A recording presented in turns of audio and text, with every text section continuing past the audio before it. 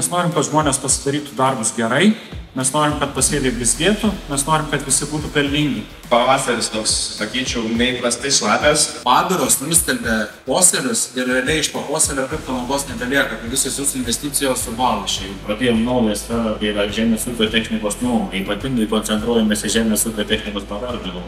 Ir jeigu nepešti iš pasėlių visko, ką galim šiemet, tai aš tada nežinau, kuriais metais reikia pešti.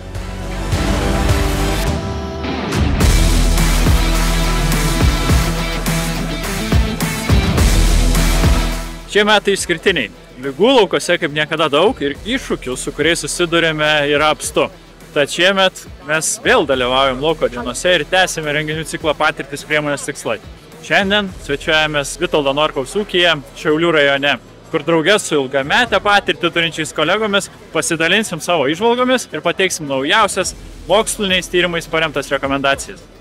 Lauko dienos yra ne tik puikiai proga susitikti su ūkininkais, mes savo paletėje tikrai turime nemažai naujienų ir rapsų veislių, kviečių veislių.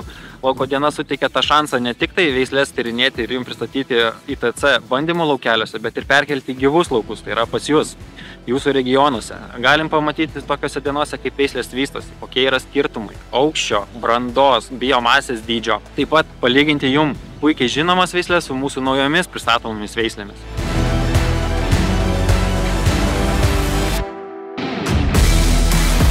Įvertinus pasėlius, turime pasidžiaugti, kad didžiojoje šalies dalyje žieminiai javai atrodo puikiai.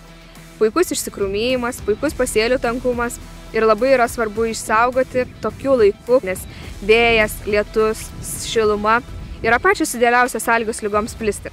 Tad įvertinkim kiekvienas savo pasėlius, pasižiūrėkime, kokias technologijas esame nusimatę ir tikrai matome, kad reikės tas technologijas koreguoti, nes prie tokių sąlygų silpni produktai neatlaikys. Agrokoncerno lauko dienose taip pat dalyvauja tiksliųjų technologijų centro komanda. Pristatome savo produktus, taip kaip dirvožemio tyrimai, Cropsec azoto sensoriai, Cultivais taškinis purškimas ir turime naujieną. Tai naujiena yra agrodrono paslauga, tai yra sėjos paslauga įsėliams tarpiniams pasėliams.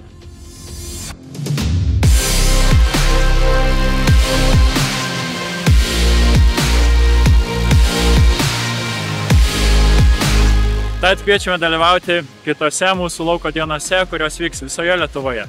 Be to, birželio 18-20 dienomis kviečiu visus atvykti į Ateities ūkį, kur vyks iškilmingas jo atidarimas ir supažindinsime su ten mūsų rengiamais projektais.